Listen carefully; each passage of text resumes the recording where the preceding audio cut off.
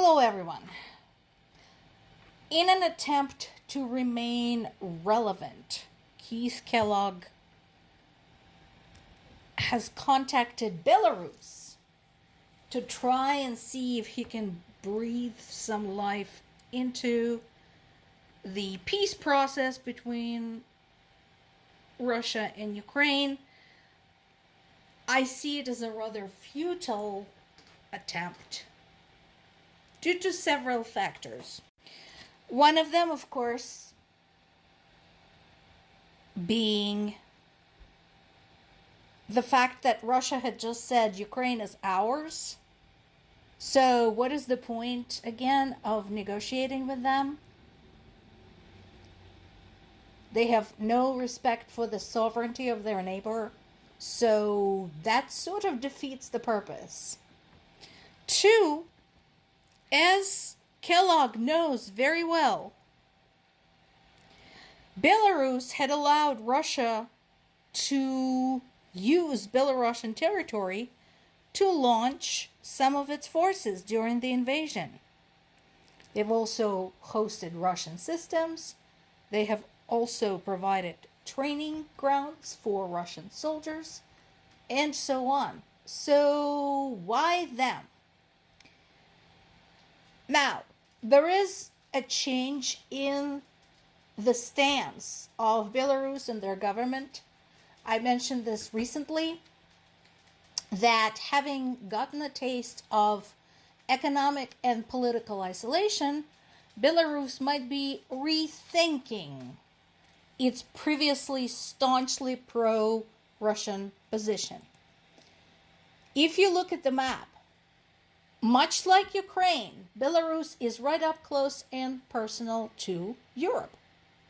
And since Russia has ruined Belarus' relationships with its European neighbors, their economy hasn't been doing so hot. One of the things that their president Lukashenko actually posted was that Belarus has run out of potatoes. Now, for those of you not from the region, it's probably hard to imagine how hilarious that is. But those of us who actually grew up there, it is unimaginable how Belarus might run out of potatoes. It's like if KFC said they ran out of chicken. Or if Burger King said they were out of burgers. It's like that. So, long story short, we'll have to see. But again, the problem in all of this so far, that American representatives have been reaching out to Russia's allies to talk about this. They have reached out to China. They have reached out to Turkey. Where are Ukrainian allies in all of this? Why is it that Russian allies are being asked? Why isn't anybody asking Ukraine or Ukraine's allies? Ukraine is the one that's being attacked. So, yeah, that's going on. Meanwhile, in Ukraine, and I know what a lot of you are going to say, see, Ukraine is corrupt. We shouldn't be helping them. Have you noticed that this is the news about a corruption case in Ukraine in an international news source and a respectable news source? Yes, corruption is despicable, especially when your own country is at war. It's like you're stealing from your own people at the time of war. What the fuck is wrong with you? But the point Ukrainians are making is, yes, we have corruption. It's our job. We are uncovering it. And here's what we're doing about it. And they put it in an international news source. I dare any country, including the US, particularly now, to do that. To not just say, yeah, we have corruption, but to say, this is what we found, this is how much was stolen, this is by whom, this is what we're doing about it. Make a list. I I dare any country to do that. If you live anywhere, it doesn't matter where you live, there's going to be some level of corruption somewhere in there in your government at some level.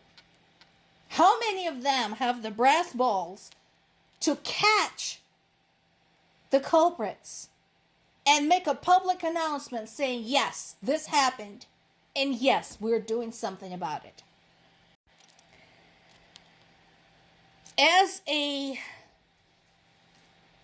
NATO summit approaching, so we are continuing to look at a rising death toll in Ukraine's capital Kyiv and around Ukraine from the ongoing barrage of Russian attacks. This last one that took place yesterday in Kyiv, the death toll is up to 10, including a child. So where are all my people who are saying, you know, one child is too many? Where are they? Hundreds of Ukrainian children have been killed so far in this war. As of May 31st of this year, the number stands at 710. So this was before the horrific attacks on Kyiv, Odessa, Zaporizhia, Dnipropetrovsk, and so on and so forth. So that's 710 too many. But it continues.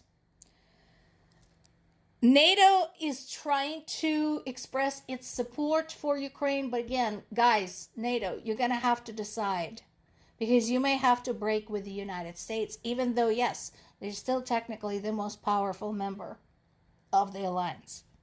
UK is trying to also beef up its relationship with Ukraine. Now, this is clever. Remember I told you, Ukraine right now is a world leader when it comes to all things drones. UK looks like is getting the message that, yeah, they should get on that bandwagon, and I think everybody should, especially facing the threat of Russia. So it looks like they are actually getting in on this, and good on them.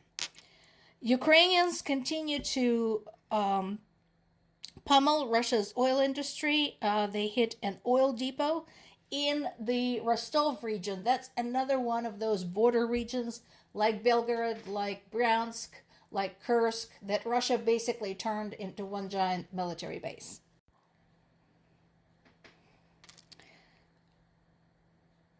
Russia is accusing Serbia of selling artillery ammunition to Ukraine through intermediaries in Eastern Europe.